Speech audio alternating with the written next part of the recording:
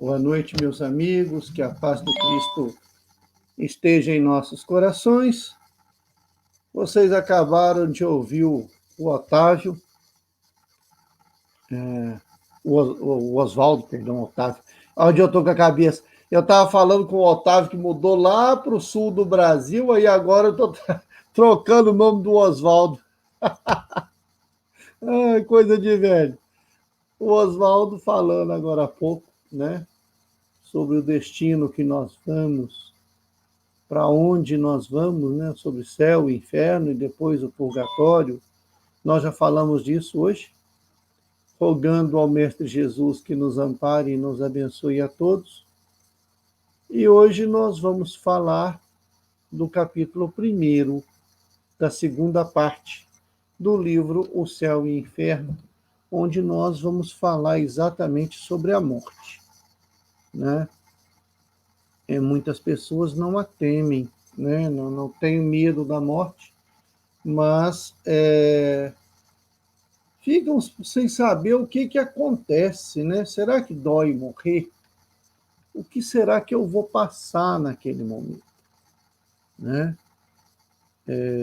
Alguns filmes retratam isso, algumas pessoas retratam experiências de quase morte, né? Bem interessantes e muito comuns, tá? Diferente de outras crenças, a doutrina espírita ela vai tentar trazer uma explicação, tá? Baseando nos ensinamentos que os espíritos trouxeram.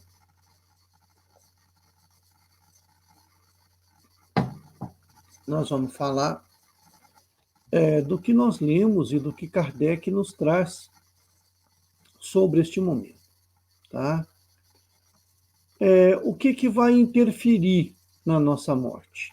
A nossa vida, tá? Quanto mais apegado à matéria, mais difícil é o meu desencarne. Morrer é fácil, desencarnar que é difícil. Morrer é quando o corpo não tem mais condições de oferecer vida ao espírito, né? De oferecer abrigo ao espírito. Então, o corpo ele não serve mais de indumentária, ele não pode mais ser animado, né? E isso ocorre por diversos fatores, né? A morte ela pode ser uma agonia ou uma libertação. Depende da ótica que você olha, né? Depende de como você encara a sua vida, né? Não existe um lugar circunscrito para onde você vai.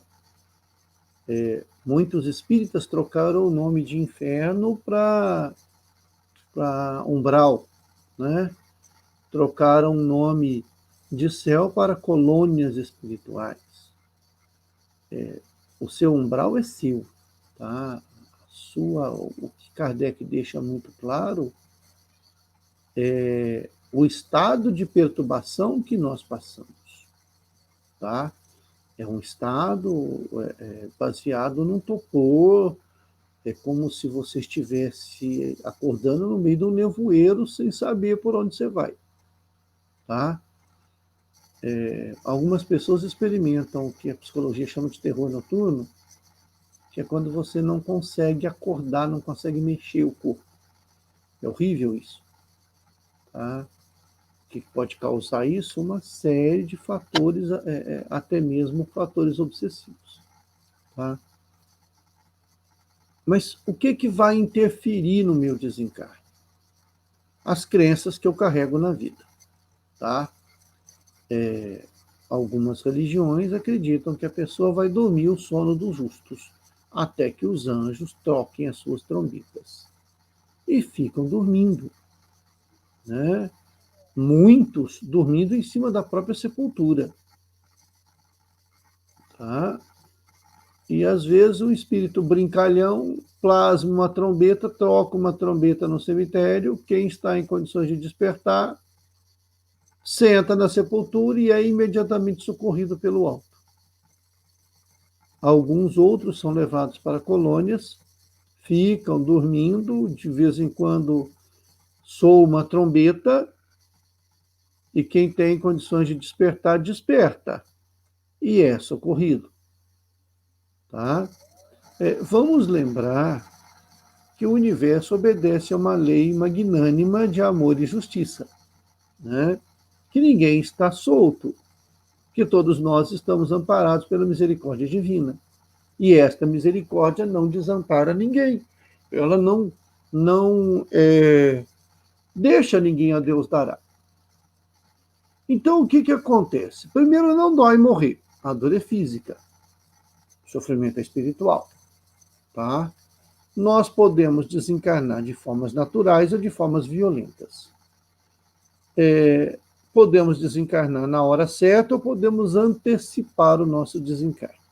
Mas nós não vamos entrar nesse mérito, nós vamos entrar no passamento. Como que é? Manuel Filomeno de Miranda fala num dos livros dele que começa o desligamento pelos pés, até chegar na fossa romboidal, que André Luiz fala no Missionários da Luz, que é o último órgão a estourar, liberando, segundo André Luiz, uma luz violeta. E neste momento ocorre a ruptura definitiva do corpo e da consciência. Bom, nós vamos passar um período de perturbação até tomarmos de consciência. Já aconteceu com você se acordar no meio da noite sem saber se você está dormindo, se você está acordado? Pois é mais ou menos isso que nós vamos passar. O que vai determinar a durabilidade dessa perturbação? Quanto tempo e qual a intensidade dessa perturbação? Aí eu vou pegar o grau de compromisso que eu tenho com a matéria ou com a espiritualidade. Pode ser uma tontura, pode ser um mal-estar, pode durar 10 segundos, 5 minutos, 12 horas, 10 dias, 200 anos. Quanto mais afeito às coisas da matéria, maior é a minha perturbação ao morrer. Quanto mais apegado às coisas aqui embaixo, menor a chance que eu tenho de subir. Isso é figura de linguagem, tá, gente? O subir, o descer, o aqui embaixo, é uma licença poética. Então, o que vai acontecer? Sou um pai extremamente apegado aos meus filhos. E, de repente, não mais que de repente, eu vou desencarnar. Mas eu não aceito ficar longe dos meus filhos. E eu não estou falando de coisas materiais, eu estou falando dos meus filhos. Estou apegado a eles. E como apego, isso vai ser uma perturbação. Quem vai cuidar dos meus filhos? O que será dos meus filhos? Meu amigo, eles vão sobreviver sem você. A vida vai se encarregar de amadurecê-los. A vida vai se encarregar de cuidar deles. O que vai ser da minha esposa? Vai continuar vivendo e talvez arrume um marido melhor do que você.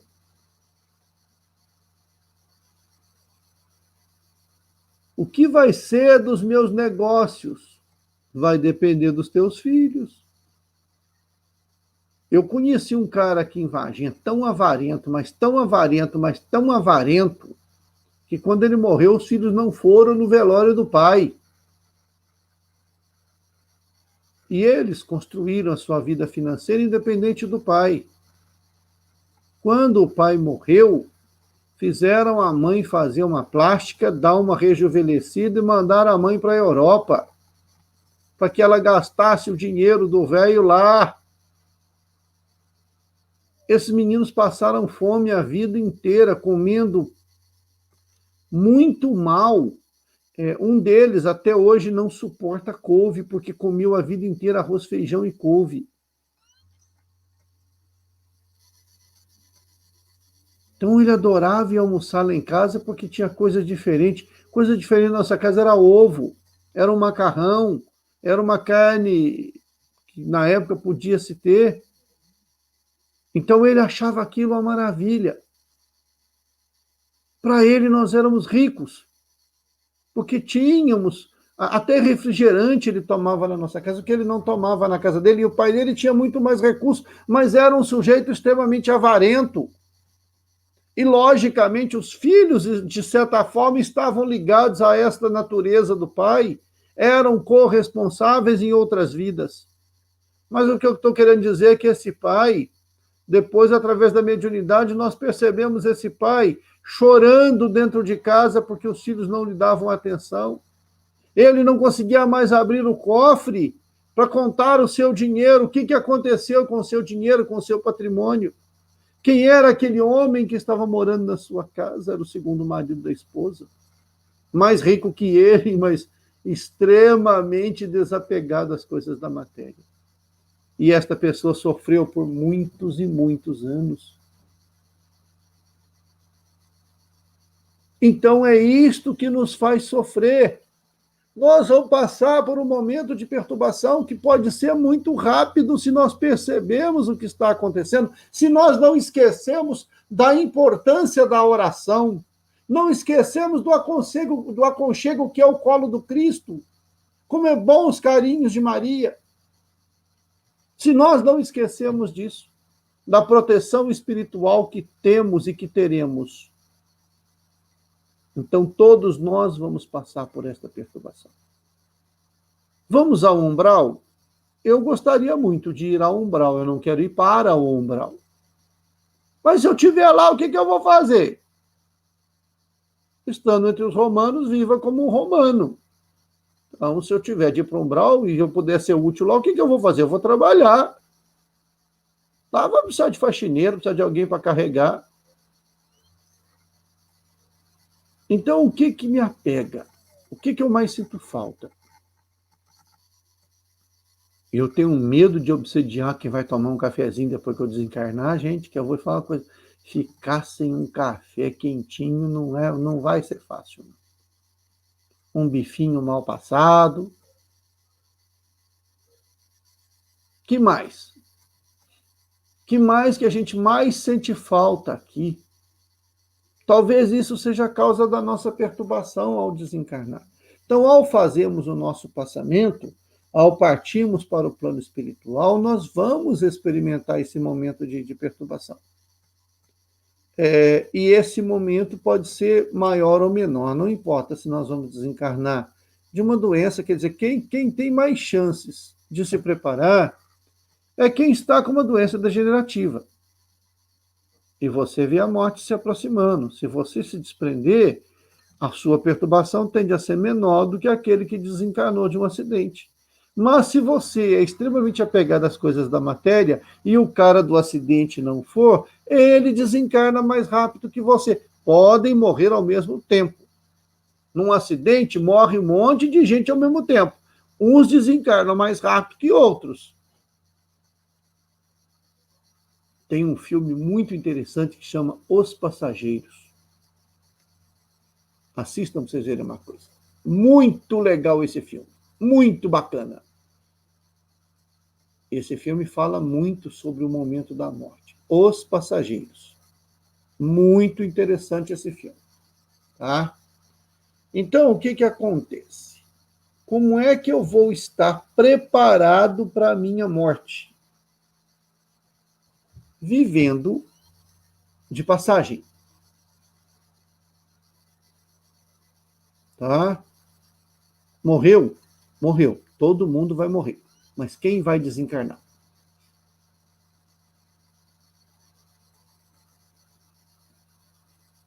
Todos nós vamos passar por esses momentos de perturbação. Nós temos um companheiro que desencarnou atropelado. 97 anos, 80 dedicado ao espiritismo e à caridade.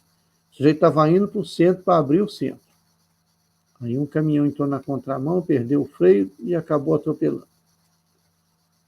Acho que a espiritualidade falou, se ele não provocar acidente, a gente não vem não. Ele vai ficar mais uns 200 anos lá embaixo. Ele sentou na calçada, isso ele contando depois numa carta que ele enviou, que psicografou num centro espírita distante daqui, distante.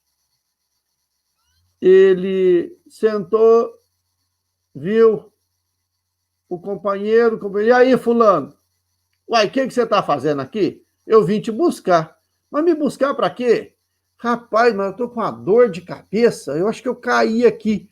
Fulano, você não caiu, não. Como não caí? Você desencarnou, meu filho, você morreu.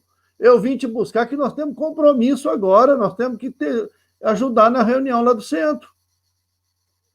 Ele olhou o corpo dele, chegou, abraçou o motorista e falou assim, calma, meu filho, você não teve culpa, não. Então vamos. E foi embora. A perturbação dele durou 12, 13, 15 segundos. O outro lá, em coma no hospital, para desencarnar, vai no grupo mediúnico que dirigia, se despedir do pessoal. Termina a reunião mediúnica, o telefone toca, a filha dele fala, o papai desencarnou. Como é que você sabe? Ele estava aqui avisando. Eu venho batendo nessa tecla. Desapega. Desapega de tudo e de todos. Resolve todas as situações que você tem pendente. Não deixe nada para te prender aqui, porque você está aqui de passagem. A hora que tocar a tua senha do outro lado, não adianta, meu filho.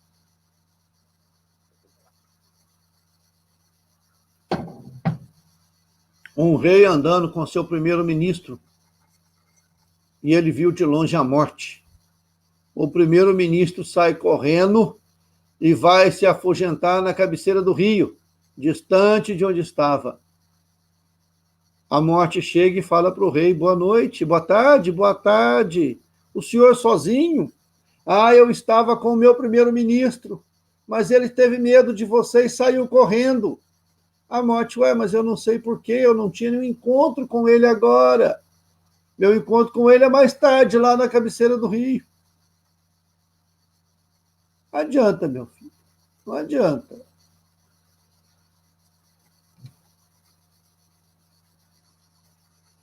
Se você tem que desencarnar, você vai desencarnar.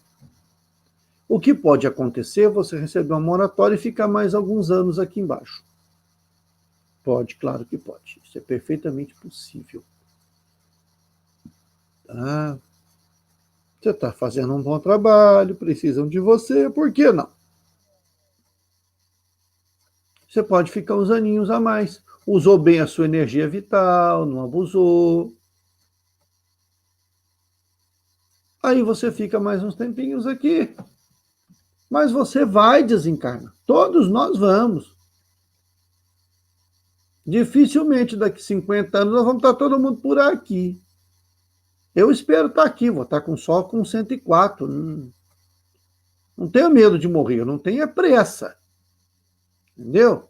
Se eu empatar com meu bisavô, já está de bom tamanho. Né? Então,